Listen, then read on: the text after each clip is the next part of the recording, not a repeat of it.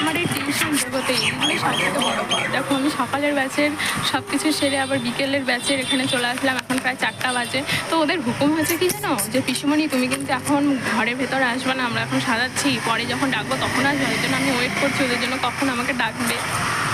স্টুডেন্টরা ওরা পালন করলো ওদের মতো, আর বিকালের স্টুডেন্টরা বিকালের মতো ওরা পালন করবে। তো দেখো ওরা কি হচ্ছে সব ডেকোরেশন করেছে, ছোট ছোট সব বাচ্চারা। আমি তো দেখে অবাক হয়ে গেছি। তো চলো লেটস গো।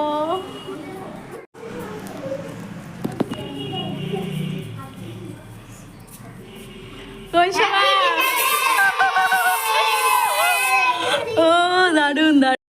দেখো দেখো পুচকিগুলো কত সুন্দর ডেকোরেশন করেছে, বেলুন দিয়ে, তারপর টুনি বাল্ব দিয়ে সাজিয়েছে, আবার হ্যাপি টিচার্স ডে কথাটা লিখেছে কি সুন্দর করে। তাও দারুণ ব্যাপারটা। আচ্ছা বলো তো আজকে আজকে কয় তারিখ? আজকে কার জন্মদিন? জন্মদিন তিনি ছিলেন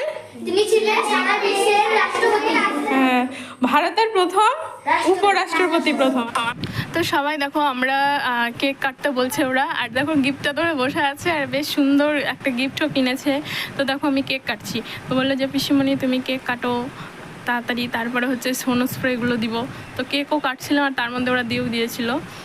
আর একটা বেলুনের মধ্যে আবার যেন অভ্র ভরে রেখেছে, কতটা বুদ্ধি। তো দুটো বেলুন অভ্র ভরে রেখেছে, ওটা ফাটাবে আর অভ্রগুলো নিচে পড়বে, সবার গায়ে পায়ে পড়বে, আর গায়ে পায়ে পড়লে নাকি খুব ভাল লাগে। তো ওরা বললো যে পিসিমণি তুমি গিফটে আনবক্সিং করো, আমরা হচ্ছে ক্যামেরা ধরে দিচ্ছি। তো ক্যামেরা ধরেছিল অমল, ছেলেটা খুব যেন মিষ্টি। আর আমি গিফটটা খুলছিলাম, তো গিফটটা কিন্তু বেশ আমার খুব পছন্দ হয়েছে। সেই খুদেদের দেওয়া ছোট্ট গিফট, কি বড় প্রাপ্তি তাই না? আর দারুণ ব্যাপার, আর খুব আমার পছন্দ হয়েছিল। বলো কি এটা তুমি ঘরে টাঙিয়ে রাখবা, আমরা যে পড়তে আসবো এখানেই। তো সবাই হচ্ছে যে এবার ওরা দেখতে আমরা একটু নাচ করবো, তারপর ওরা একটু নাচ টাচ করে আবার হচ্ছে সবাই একটু খেতে বসেছে সবাই মিলে, কি আনন্দ করে।